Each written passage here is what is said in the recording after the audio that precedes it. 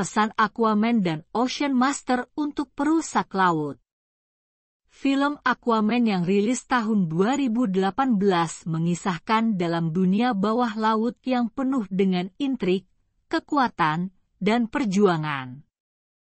Orm, sang Raja Atlantis yang ambisius dan memiliki gelar Ocean Master memiliki tujuan besar, menyatukan semua kerajaan bawah laut dan menyerang dunia permukaan, yang ia pandang sebagai ancaman terbesar bagi lautan. Orm, sang penguasa laut. Orm, sebenarnya adalah saudara tiri dari sang Aquaman. Sebagai pewaris tahta Atlantis, Orm memiliki visi yang jelas tentang masa depan lautan. Dia percaya bahwa dunia permukaan telah menyalahgunakan kekuatan mereka dan merusak lautan dengan polusi dan perang.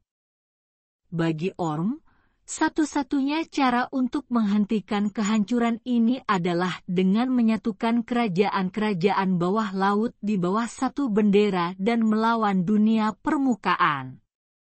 Namun, meskipun ambisi Orm tampak mulia dalam upayanya melindungi lautan, metodenya yang keras dan obsesif membuatnya menjadi antagonis yang kompleks. Ia tidak ragu untuk menggunakan kekerasan dan manipulasi demi mencapai tujuannya. Orm melihat dirinya sebagai pahlawan bagi dunia bawah laut, tetapi di mata banyak orang, termasuk Aquaman, ia adalah ancaman besar yang harus dihentikan. Aliansi untuk menaklukkan dunia permukaan. Untuk mewujudkan ambisinya, Orm tahu bahwa ia tidak bisa berperang sendirian. Salah satu langkah pertamanya adalah meyakinkan Raja Nereus dari Sebel, sebuah kerajaan bawah laut lainnya, untuk bergabung dalam rencananya. Orm berargumen bahwa dunia permukaan tidak hanya merusak lautan tetapi juga membahayakan masa depan semua makhluk bawah laut. Dengan menyatukan kekuatan mereka, Orm yakin bahwa mereka dapat mengakhiri dominasi manusia di dunia permukaan dan menciptakan tatanan baru di mana lautan menjadi kekuatan dominan. Pertarungan untuk masa depan lautan. Aquaman menjadi film yang menyampaikan pesan tentang lingkungan dan tanggung jawab manusia terhadap alam. Kekhawatiran nyata tentang kerusakan lingkungan yang disebabkan oleh manusia, terutama terhadap lautan. Film ini juga mengingatkan kita bahwa hanya melalui kerjasama dan pemahaman kita dapat mencapai perdamaian dan melindungi planet kita bersama. Pesan tentang lingkungan dan tanggung jawab manusia terhadap alam, kerusakan laut yang disebabkan oleh manusia. Lautan, yang mencakup lebih dari 70% permukaan bumi, adalah sumber kehidupan yang tak ternilai harganya. Mereka tidak hanya menyediakan makanan dan oksigen, tetapi juga mengatur iklim, mendukung keanekaragaman hayati, dan menjadi tulang punggung bagi banyak ekonomi di seluruh dunia. Namun, dalam beberapa dekade terakhir, lautan kita telah menghadapi ancaman serius akibat aktivitas manusia yang tidak bertanggung jawab. Kerusakan lingkungan laut ini menuntut kita untuk merenungkan tanggung jawab kita terhadap alam dan mengambil tindakan yang lebih tegas untuk melindunginya. Kerusakan laut akibat aktivitas manusia. Manusia telah menyebabkan berbagai bentuk kerusakan pada lautan, baik secara langsung maupun tidak langsung. Beberapa ancaman utama terhadap kesehatan laut meliputi 1. Polusi plastik. Setiap tahun, jutaan ton plastik dibuang ke lautan. Sampah plastik ini tidak hanya mencemari air laut, tetapi juga mengancam kehidupan laut. Hewan-hewan laut, seperti ikan, burung, dan mamalia laut, seringkali mengira plastik sebagai makanan, yang kemudian menyebabkan kematian akibat tersedak atau keracunan. Plastik yang terurai menjadi mikroplastik juga masuk ke rantai makanan dan akhirnya dapat mempengaruhi kesehatan manusia. 2. Penangkapan ikan berlebihan, overfishing. Penangkapan ikan secara berlebihan telah menyebabkan penurunan populasi ikan secara drastis di banyak bagian dunia. Metode penangkapan yang merusak, seperti penangkapan dengan jaring trawl, juga menghancurkan habitat bawah laut seperti terumbu karang dan padang lamun. Ketidakseimbangan ekosistem laut yang disebabkan oleh overfishing dapat memiliki dampak jangka panjang yang merusak. 3. Pencemaran kimia. Limbah industri dan pertanian, termasuk pestisida, logam berat, dan bahan kimia berbahaya lainnya, seringkali dibuang ke sungai yang akhirnya bermuara ke laut. Pencemaran kimia ini dapat menyebabkan kerusakan serius pada ekosistem laut, termasuk terumbu karang dan kehidupan laut yang rentan. Selain itu, akumulasi bahan kimia berbahaya dalam jaringan organisme laut dapat membahayakan kesehatan manusia yang mengonsumsi makanan laut. 4. Perubahan iklim.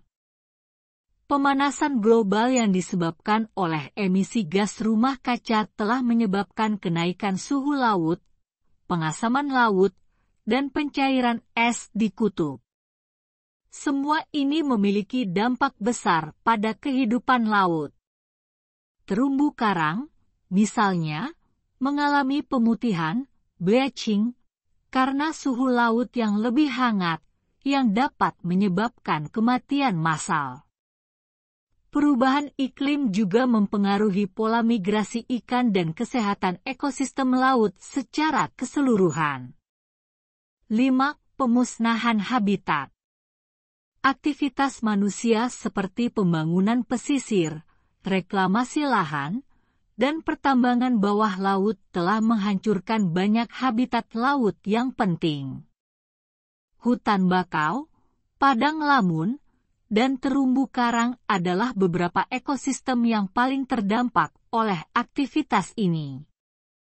Kehilangan habitat ini tidak hanya mengancam spesies yang bergantung pada ekosistem tersebut, tetapi juga mengurangi kemampuan laut untuk menyerap karbon dioksida dan melawan perubahan iklim.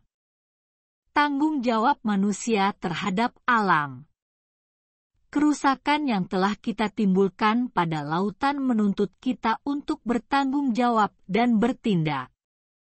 Tanggung jawab ini tidak hanya ada pada pemerintah atau organisasi lingkungan, tetapi juga pada setiap individu.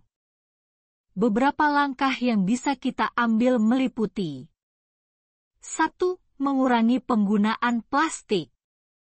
Salah satu langkah paling efektif yang dapat diambil oleh individu adalah mengurangi penggunaan plastik sekali pakai. Menggunakan tas belanja kain, botol minum yang dapat digunakan kembali, dan menghindari produk yang dikemas dengan plastik adalah cara sederhana namun berdampak besar dalam mengurangi jumlah plastik yang berakhir di lautan. 2. Mendukung perikanan berkelanjutan. Memilih untuk membeli produk laut yang berasal dari perikanan berkelanjutan dapat membantu mengurangi tekanan pada populasi ikan yang terancam. Sertifikasi seperti MSC, Marine Stewardship Council, dapat menjadi panduan bagi konsumen dalam memilih produk yang bertanggung jawab secara lingkungan. 3. Mengurangi jejak karbon. Mengurangi konsumsi energi, menggunakan transportasi ramah lingkungan, dan mendukung energi terbarukan adalah beberapa cara kita dapat membantu mengurangi dampak perubahan iklim. Setiap tindakan kecil untuk mengurangi emisi karbon berkontribusi pada perlindungan lautan dari dampak perubahan iklim. 4. bergabung dalam gerakan lingkungan. Partisipasi dalam gerakan lingkungan, baik melalui donasi, sukarelawan, atau advokasi, adalah cara lain untuk berkontribusi dalam melindungi lautan. Banyak organisasi yang bekerja untuk membersihkan pantai, mengadvokasi kebijakan perlindungan laut, dan mendidik masyarakat tentang pentingnya melindungi lautan. 5. Mendukung kebijakan perlindungan laut. Mendukung dan mendorong kebijakan pemerintah yang bertujuan melindungi lautan adalah langkah penting. Ini termasuk mendukung undang-undang yang membatasi pencemaran laut, melindungi habitat penting, dan mempromosikan perikanan berkelanjutan.